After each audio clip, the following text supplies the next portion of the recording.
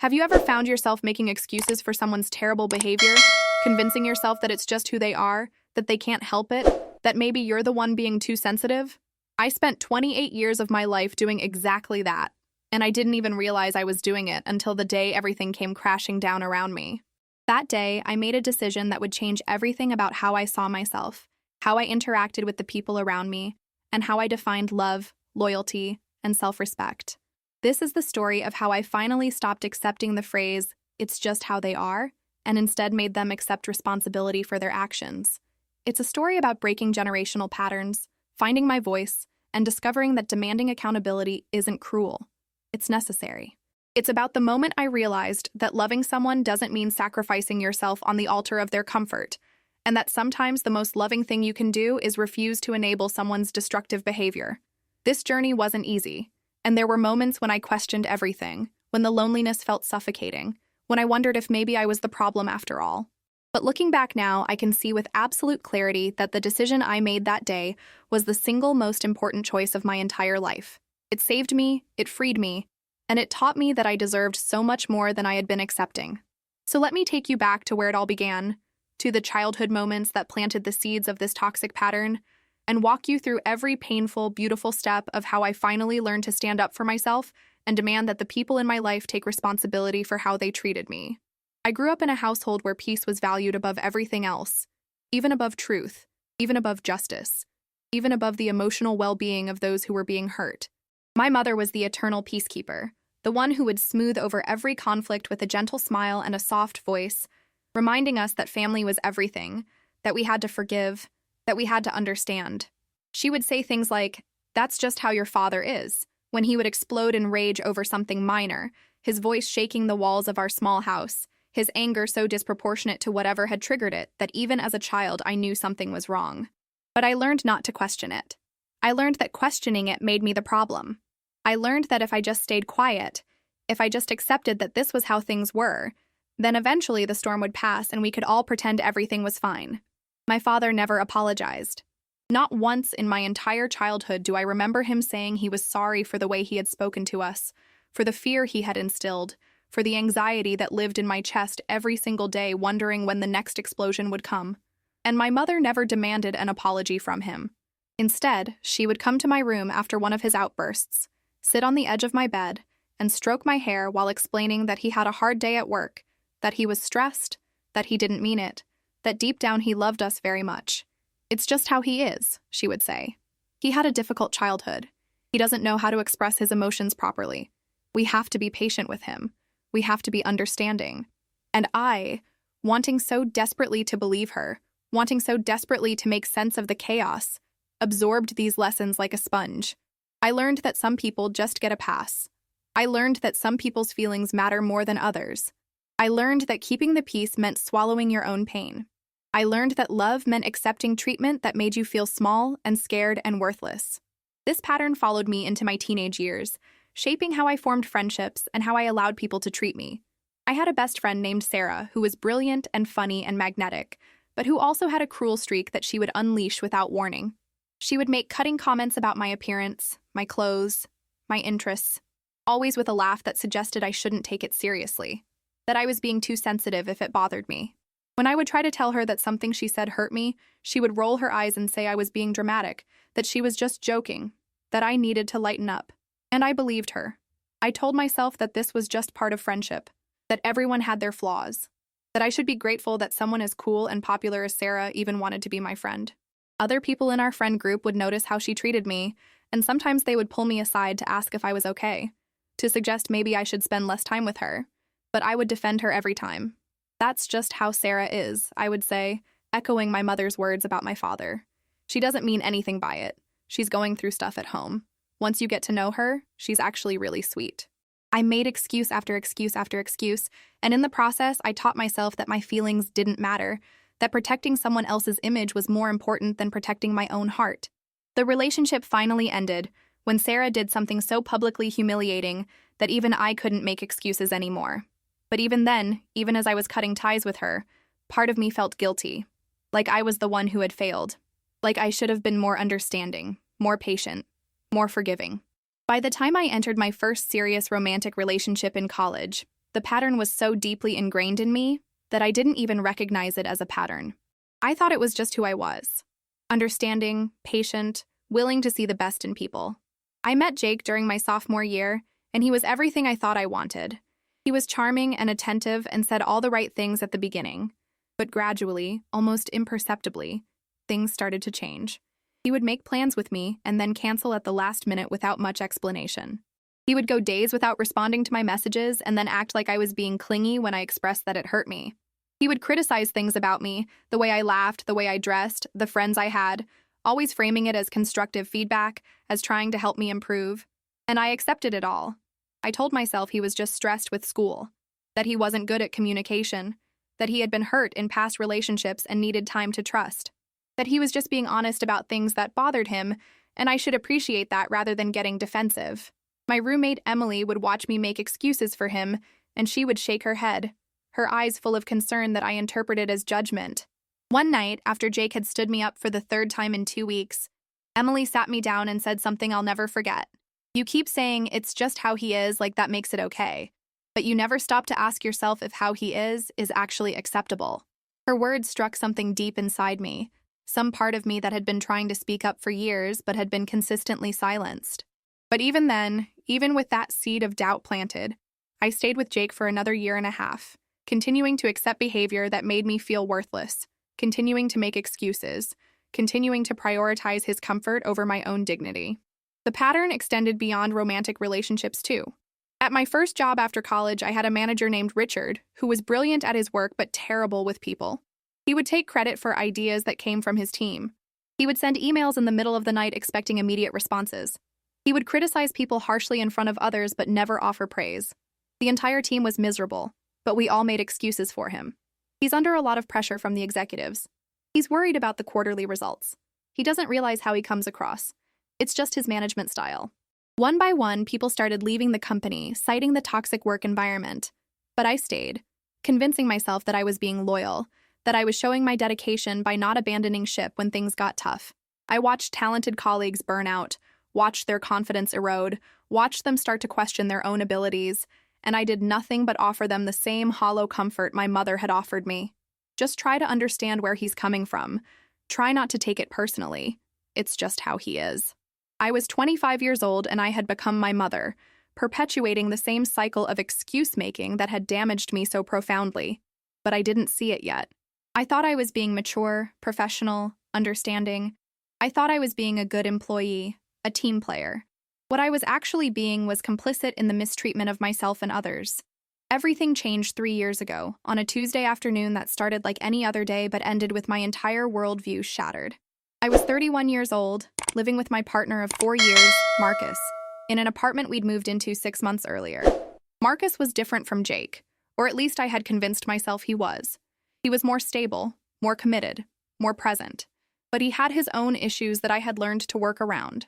He had a temper that would flare up over small things. Dishes in the sink, traffic on the highway, a comment I made that he misinterpreted. When he got angry, he would say things that cut deep, things designed to hurt, and then later he would apologize and say he didn't mean it, that he just says things when he's mad, that I should know by now not to take his words seriously when he's upset. "It's just how I express frustration," he would say. "It doesn't mean anything." And I, trained by decades of accepting this type of explanation, would nod and forgive and move on. That Tuesday, I had spent the day at a work conference, one of those all-day events that leaves you mentally exhausted, but also energized by new ideas and connections. I had met a woman there named Dr. Patricia Rodriguez, who gave a keynote speech about accountability and leadership, and something about her words had resonated with me in a way I couldn't quite articulate.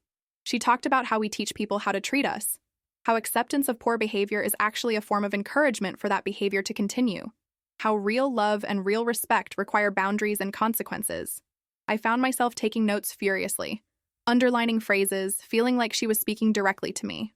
I came home that evening still thinking about Dr. Rodriguez's speech, still feeling energized and thoughtful, wanting to share what I'd learned with Marcus. He was in the living room watching television, and he barely looked up when I came in. I started telling him about the conference, about the keynote speech, about the ideas that had struck me. He was clearly not paying attention, his eyes fixed on the screen, offering occasional grunts that I interpreted as engagement. After a few minutes of me talking, He suddenly snapped at me to be quiet, that he was trying to watch his show, that I was being inconsiderate by talking over it. The familiar shame washed over me, the instinct to apologize, to shrink, to make myself smaller. But something was different this time. Instead of immediately apologizing, I stood there in silence, really looking at him, really seeing him for perhaps the first time. He didn't look up. He didn't acknowledge that he had just spoken to me with contempt after I'd been gone all day. He just continued watching his show as if nothing had happened. And in that moment, with Dr. Rodriguez's words still fresh in my mind, I saw the pattern with absolute clarity.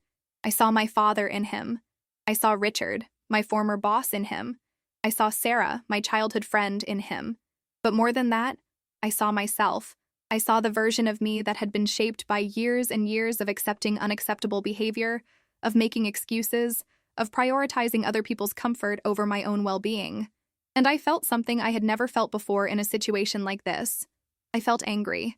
Not at Marcus, or not only at Marcus, but at myself for allowing this to continue for so long. I felt angry at my mother for teaching me this pattern. I felt angry at everyone who had benefited from my willingness to accept less than I deserved. And I felt a clarity, a determination, a certainty that this was the moment everything had to change. I walked over to the television and turned it off. Marcus looked at me with shock and immediate anger, his face reddening, his body tensing. "What the hell are you doing?" he demanded. "I need to talk to you," I said, and my voice was shaking, but it was strong, stronger than I had heard it in years. "Can it wait?" he said, not really asking. "No," I said. "It can't wait. Not another minute. Not another second. I've been waiting my entire life to say what I'm about to say, and I'm not waiting anymore." He must have heard something different in my tone because he didn't reach for the remote, didn't turn the TV back on. He just stared at me, confused and annoyed. I told him that I needed him to really listen to what I was about to say, that this was important, that our entire relationship depended on how he responded to this conversation. I told him that I had spent the day at a conference where someone had said something that made me realize I had been living my entire life wrong, that I had been accepting treatment from people that was not acceptable, that I had been making excuses for behavior that didn't deserve excuses, that I had been prioritizing other people's feelings over my own to the point where I had almost completely lost touch with what I actually felt, what I actually needed, what I actually deserved. He started to interrupt to say that he didn't know what I was talking about, that I was overreacting to him asking me to be quiet. But I held up my hand, and for the first time in our relationship, he actually stopped talking. I told him that what had just happened, him snapping at me when I came home excited to share my day, was not an isolated incident. It was a pattern of him treating me with disrespect and contempt when he was in a bad mood, when he was stressed, when he was frustrated about something that had nothing to do with me. And I told him that I had been accepting this pattern because I had convinced myself that it was just how he was, that everyone has flaws, that relationships require compromise and understanding. But I said I had realized something crucial that day. There's a difference between accepting someone's flaws and accepting someone's mistreatment of you. There's a difference between being understanding and being a doormat. There's a difference between compromise and self-abandonment. And I told him that I was done making excuses for him. I was done accepting "it's just how I am" as an explanation for behavior that hurt me. I told him that from that moment forward, I needed him to take responsibility for his actions, for his words, for the impact he had on me. I needed him to acknowledge when he hurt me instead of minimizing it. I needed him to actually change his behavior instead of just apologizing and then doing the same thing again a week later. I needed him to understand that loving me meant treating me with respect even when he was in a bad mood, even when he was stressed, even when he was frustrated. The silence that followed my words was deafening. I watched emotions play across his face: confusion, defensiveness, anger, and then something else, something that looked almost like fear. Finally, he spoke, and his words were exactly what I expected. "You're being ridiculous. I already apologized for snapping at you. What more do you want from me? This is just how I am. I've always been like this. You've known this about me. You can't expect me to completely change who I am just because you went to some conference and got all inspired. Everyone gets frustrated sometimes. Everyone says things they don't mean. If you can't handle that, if you need me to walk on eggshells around you all the time, then maybe we're not compatible." His words were designed to make me doubt myself, to make me feel like I was the one being unreasonable, and I felt the old familiar pull to back down, to apologize, to smooth things over. But this time, I didn't. Have you ever felt something similar in your own relationships? Comment below and let me know. Instead of backing down, I looked at Marcus and said something that would define the rest of this journey. No, I'm not being ridiculous. And I'm not asking you to walk on eggshells. I'm asking you to treat me with basic respect. And the fact that you see that as an unreasonable demand tells me everything I need to know. The phrase, "it's just how I am," is not an excuse. It's not a get-out-of-jail-free card. It's not a reason why I should accept being treated poorly. If that's just how you are, then you need to work on changing how you are. Because how you are is not acceptable to me anymore. His face went through several changes then. Anger, disbelief, something that might have been respect, and then back to anger. He stood up and said he wasn't going to sit there and be attacked, that he was going to his brother's house to cool off, that maybe I needed to think about whether I really wanted to be in this relationship if I was going to make such a big deal out of nothing. And then he left, slamming the door behind him hard enough that the picture frames on the wall shook. I stood there in the sudden silence of our apartment, my heart pounding, adrenaline coursing through my body, and I felt a strange mixture of terror and exhilaration. I had done it. I had finally stood up for myself. I had finally refused to accept the excuse. But I had no idea what would happen next. No idea if he would come back with an apology or an ultimatum. No idea if I had just ended my relationship or saved it. What I did know, with absolute certainty, was that I couldn't go back. I couldn't unknow what I had learned. I couldn't return to being the person who made excuses and accepted unacceptable behavior. Whatever happened next, I had crossed a threshold that there was no crossing back over. Marcus didn't come home that night, or the next. He texted me the following afternoon saying he was staying at his brother's place and that he needed space to think. I responded that I needed him to come home so we could talk, that running away wasn't going to solve anything. He didn't respond. In the silence of his absence, I found myself doing something I hadn't done in years. I sat with my own thoughts, my own feelings, without immediately trying to manage or minimize them.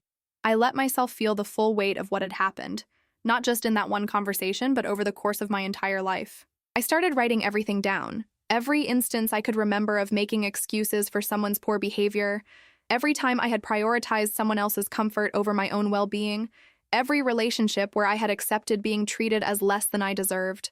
The list was pages and pages long, spanning decades, involving family members, friends, romantic partners, colleagues, even casual acquaintances.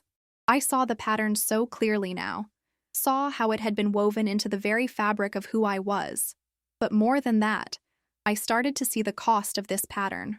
I saw how it had eroded my self-esteem, how it had taught me that my feelings were less important than other people's, how it had left me feeling chronically anxious and never quite good enough. I saw how much energy I had expended over the years managing other people's emotions, walking on eggshells, trying to anticipate what might set someone off, bracing myself for criticism or contempt. I realized that I had been living in a constant state of hypervigilance, always monitoring the emotional temperature of the room, always ready to smooth things over, always prepared to make myself smaller so someone else could be bigger. During those 2 days alone, I also called my mother for the first time in months. I needed to understand where this pattern had come from, needed to hear her perspective on the family dynamics that had shaped me. She answered on the third ring, her voice warm and immediately concerned. I told her I was okay, but that I needed to talk to her about something important. I asked her why she had always made excuses for my father's behavior, why she had taught us to just accept his temper as an unchangeable fact of life. There was a long silence on the other end of the phone. When she finally spoke, her voice was different, smaller, older, sadder. She said she had done what she thought was best at the time, that she had been raised to believe that wives supported their husbands no matter what, that family unity was the most important thing, that if you loved someone, you accepted their flaws. She said she didn't have the tools or the understanding then that she has now, that if she could go back and do things differently, she would. But honey, she said, her voice cracking, I want you to know that you don't have to repeat my mistakes. You don't have to accept what I accepted. You deserve better than what I settled for. The conversation with my mother was healing in ways I hadn't expected. It helped me understand that the pattern had been passed down through generations, that my mother had learned it from her mother, who had probably learned it from her mother. It helped me see that breaking this pattern wasn't just about my relationship with Marcus or my relationship with myself. It was about stopping a cycle that had damaged the women in my family for as long as anyone could remember. It gave me even more resolve that what I was doing was not just right, but necessary. When Marcus finally came home on the third day, he was different. He came in quietly, sat down across from me at the kitchen table, and said he had been doing a lot of thinking. I braced myself, not sure what was coming. He told me that his initial reaction had been to dismiss everything I'd said, to tell himself that I was being dramatic, that I was the problem. But, he said, his brother had asked him some hard questions. His brother had asked him whether he actually wanted to be with me, and if he did, whether he was willing to treat me the way someone he loved deserved to be treated.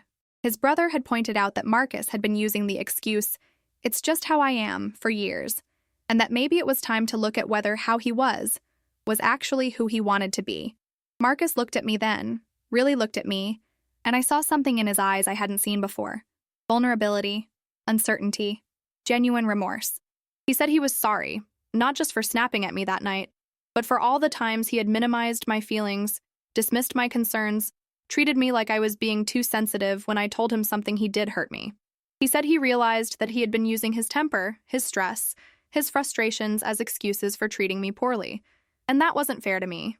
He said he understood that I wasn't asking him to be perfect. I was asking him to be accountable. And he said he wanted to try, really try, to be better. He asked if we could start over with new understanding and new boundaries. He asked what I needed from him going forward.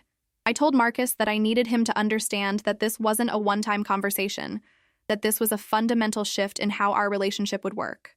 I needed him to commit to actually changing his behavior, not just promising to change and then falling back into old patterns.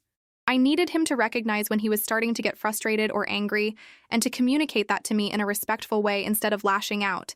I needed him to genuinely apologize when he hurt me, not just say sorry as a way to end the conversation, but to actually acknowledge what he did wrong and why it wasn't acceptable. I needed him to understand that "it's just how I am" was no longer going to be an acceptable explanation for anything. I needed him to be willing to go to therapy, both couples therapy and individual therapy, to work on his communication skills and his emotional regulation. And I needed him to understand that if he couldn't or wouldn't do these things, then as much as I loved him, I would leave. Because I had spent too many years accepting less than I deserved, and I wasn't going to do it anymore.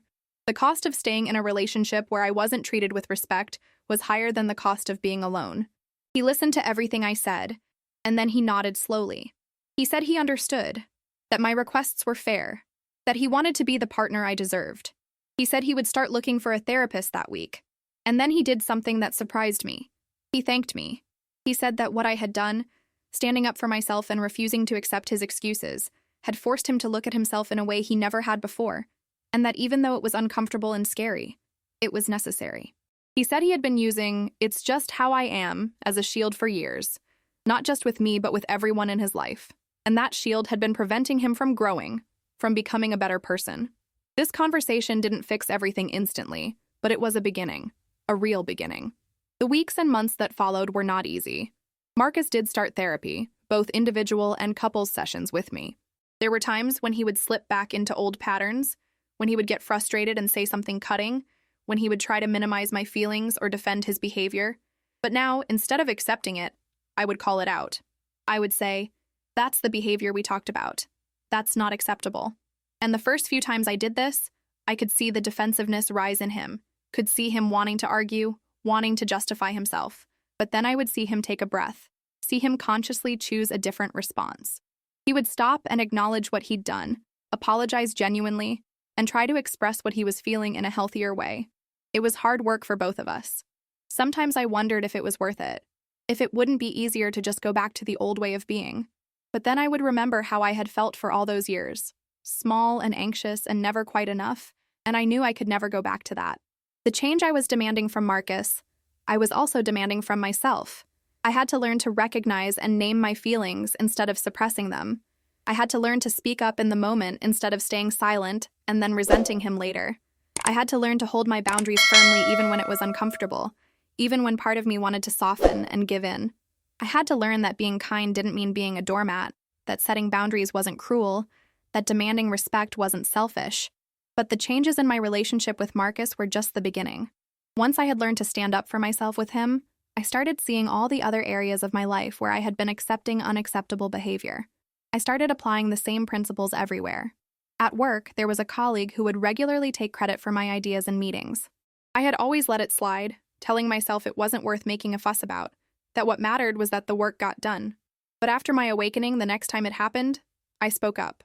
Right there in the meeting, I politely but firmly said, "Actually, that was my proposal from last week's email. I'm glad you think it's a good idea." The room went quiet. My colleague looked shocked and embarrassed. My manager looked at me with new respect. After the meeting, several other colleagues told me they were glad I had said something, that this person had been taking credit for other people's work for years. By speaking up, I had not only stood up for myself, but had also shown others that they didn't have to accept this behavior either. With my family, I started setting boundaries with my father for the first time in my life. The next time he started to raise his voice and get angry over something trivial, I calmly told him that I wouldn't engage in a conversation where I was being yelled at, and that when he was ready to speak to me respectfully, I would be happy to talk. Then I left the room.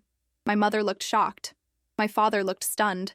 But when he called me later that evening, his voice was quieter, more controlled. He didn't apologize for his behavior over the years, but he did try to have an actual conversation instead of a monologue fueled by rage. It was a small step, but it was a step. I also had to reevaluate my friendships.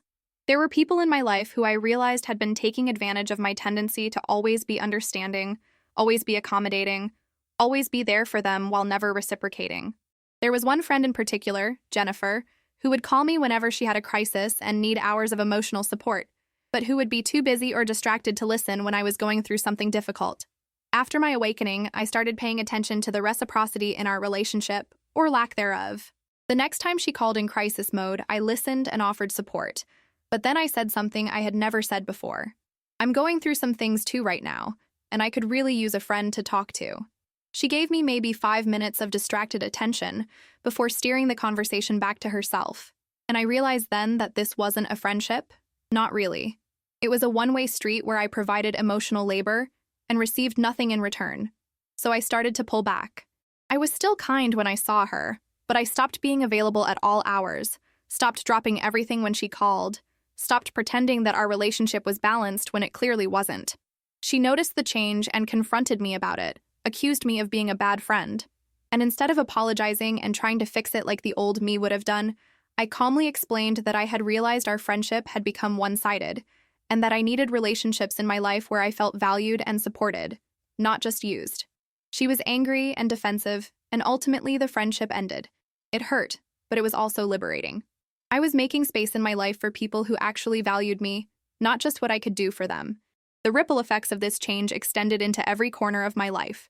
I started noticing how often I had been making excuses for people, accepting inadequate service, tolerating rudeness, shrinking myself to make others comfortable. And I started responding differently. When a doctor dismissed my health concerns, I pushed back and demanded to be taken seriously. When a store refused to honor their return policy, even though I was clearly within my rights, I stood my ground instead of just accepting it and walking away. When a friend made a joke at my expense that crossed the line, I told them it wasn't funny instead of forcing a laugh. Each of these moments was uncomfortable. Each time there was a voice in my head telling me I was being difficult, being a problem, being unreasonable. But I had learned to recognize that voice for what it was. The voice of conditioning, the voice of a lifetime of being taught that my feelings and needs didn't matter as much as everyone else's. And I learned to thank that voice for trying to protect me in the way it had learned to protect me, and then to gently set it aside and choose a different response. I learned that discomfort was not the same as wrong, that people being upset with me was not the same as me being wrong, that choosing myself was not the same as being selfish. These lessons didn't come easily or naturally. They required constant practice, constant vigilance, constant recommitment. There were days when I slipped back into old patterns, days when I made excuses for someone's behavior, days when I prioritized someone else's comfort over my own needs. But now, when that happened, I noticed it. I recognized it for what it was, and I corrected course. The transformation in my sense of self was profound and fundamental. I started to feel lighter, freer, more authentically myself than I had ever felt before. The constant anxiety that had been my baseline for as long as I could remember started to ease. I stopped walking around waiting for the other shoe to drop, bracing myself for criticism or rejection. I started to trust my own perceptions and feelings instead of always deferring to others. I started to believe, really believe, that I deserved to be treated with respect and kindness. I started to understand that loving someone doesn't mean accepting mistreatment from them, that real love actually requires honesty and boundaries and accountability. I started to see myself as someone worthy of good things, someone whose needs and feelings mattered just as much as anyone else's. This shift in self-perception changed everything about how I moved through the world. I carried myself differently. I spoke differently. I made decisions differently.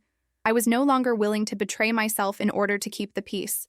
I was no longer willing to set myself on fire to keep someone else warm.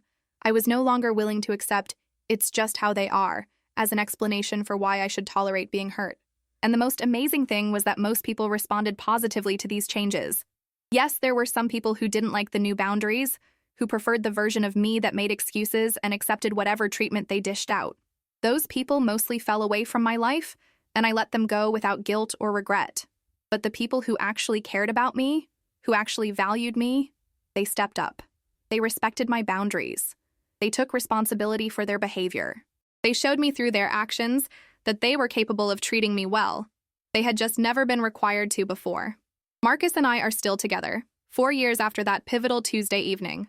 Our relationship is fundamentally different now. It's not perfect. No relationship is. But it's healthy in a way it never was before. He has done tremendous work in therapy, learning to recognize his emotional triggers, developing healthier coping mechanisms, taking responsibility for his behavior instead of making excuses. There are still moments of friction, still disagreements, still times when we hurt each other's feelings. But now, when that happens, we address it directly. He apologizes genuinely when he's wrong. I express my needs clearly instead of expecting him to read my mind. We work through conflicts instead of him dismissing my concerns and me accepting that dismissal. Neither of us uses "it's just how I am" as an excuse anymore. When one of us falls into an unhealthy pattern, the other points it out, and we course correct. Our relationship is built on mutual respect and genuine accountability, and it's deeper and more satisfying than anything I experienced in those first years when I was accepting whatever treatment came my way. Beyond my relationship with Marcus, my life is fuller and richer than it has ever been. The friendships I have now are reciprocal and nourishing. My relationship with my family is more honest, even though that honesty has sometimes been painful. My professional life has flourished since I started advocating for myself and refusing to accept poor treatment. I have a confidence and self-assurance that I never had before, a bone-deep knowledge that I deserve good things and that I won't settle for less. The journey from that day 3 years ago to where I am now has been challenging and uncomfortable and sometimes lonely, but it has also been the most important journey of my life. Looking back now, I can see that the decision I made that Tuesday evening wasn't just about my relationship with Marcus. It wasn't just about standing up to one person in one moment. It was about reclaiming myself, about deciding that I mattered, about refusing to continue a pattern that had been damaging me and the women in my family for generations. It was about learning that compassion and understanding don't require self-abandonment, that setting boundaries isn't cruel, that demanding accountability isn't unreasonable. It was about discovering that the most loving thing you can do, both for yourself and for the people in your life, is to insist on relationships built on mutual respect and genuine care. The phrase, "it's just how they are," had been wielded like a weapon throughout my life, used to silence my pain and invalidate my experiences. But once I understood that accepting that phrase meant accepting a life of diminishment and anxiety and chronic self-betrayal, I couldn't continue. Breaking that pattern required courage I didn't know I had. It required me to risk relationships, risk conflict, risk being seen as difficult or demanding. But what I gained was so much greater than what I risked losing. I gained myself. I gained the ability to look in the mirror and respect the person looking back at me. I gained relationships that actually nourish me instead of depleting me. I gained a future where I'm not constantly bracing for the next blow, not constantly managing everyone else's emotions at the expense of my own, not constantly making myself smaller so someone else can be bigger. If you're reading this and recognizing yourself in my story, if you've been making excuses for people who treat you poorly, if you've been accepting "it's just how they are" as a reason why you should tolerate being hurt, I want you to know that you deserve better. You deserve to be treated with respect and kindness. You deserve relationships where your feelings matter just as much as the other person's feelings. You deserve to take up space, to have needs, to set boundaries without feeling guilty. And I want you to know that demanding accountability isn't mean or cruel or unreasonable. It's necessary. It's healthy. It's what love actually looks like. The journey won't be easy. There will be people who don't like the changes you make, who preferred you when you were accommodating and understanding and didn't make waves. There will be moments of doubt where you question whether you're being too harsh, too demanding, too difficult. There will be times when you slip back into old patterns because they're comfortable and familiar, even if they're damaging. But I promise you, the discomfort of growth is so much better than the slow erosion of accepting treatment that makes you feel worthless. The temporary loneliness of setting boundaries is so much better than the constant companionship of people who don't value you. The risk of losing relationships by demanding respect is so much better than maintaining relationships where you're not respected. You are worth standing up for. Your feelings are valid. Your needs matter. And anyone who truly loves you will be willing to treat you accordingly. If they're not willing to do that, if they continue to hide behind, "It's just how I am," instead of taking responsibility for their behavior, then they're showing you who they are and what they value, and you should believe them. It's not your job to fix them, to manage them, to make endless excuses for them. It's your job to decide what you will and won't accept in your life, and then to hold that line firmly and without apology. This is the most important lesson I've learned. Teaching people how to treat you starts with deciding how you deserve to be treated, and then refusing to accept anything less. It requires you to value yourself enough to demand accountability, to prioritize your well-being, to believe that you're worthy of respect. It requires you to let go of the idea that being understanding means being a doormat, that being kind means accepting mistreatment, that being loving means never setting boundaries. Real understanding, real kindness, real love. They all require honesty and accountability and mutual respect. Anything less than that is just another form of dysfunction dressed up as virtue. So this is my challenge to you. The next time someone hurts you and tries to excuse their behavior with, "It's just how I am," don't accept it. Stand up for yourself, demand accountability, set a boundary, and see what happens. You might be surprised by how many people are actually capable of treating you better once they understand that you require it. And for those who aren't capable or willing, you'll be better off without them in your life. I promise you that. I want to hear from you now. Have you been accepting "it's just how they are" as an excuse for poor treatment in your life? What patterns do you recognize from your own experiences? What would it mean for you to finally demand accountability from the people around you? Share your story in the comments below. Your experiences might help someone else who's struggling with the same patterns. And if this video resonated with you, if it made you think differently about your own relationships and boundaries, please leave a like. It helps more people find this content and start their own journey toward demanding the respect they deserve. Make sure you're subscribed to Living Through It because we're building a community here of people who are done accepting less than they deserve, people who are learning to stand up for themselves, people who are breaking generational patterns and choosing healthier ways of being. We share real stories about real struggles and real growth, and we support each other through the challenging process of changing our lives. Hit that notification bell so you never miss a video because the journey we're on together is just beginning. Understanding that you deserve to be treated with respect is the first step. Acting on that understanding is the second step, and supporting others who are learning the same lessons is what makes this journey meaningful. Thank you for being here, for listening to my story, for being part of this community. Remember, you are worthy of respect, your feelings matter, and demanding accountability isn't selfish, it's self-love. See you in the next video, and until then, keep choosing yourself.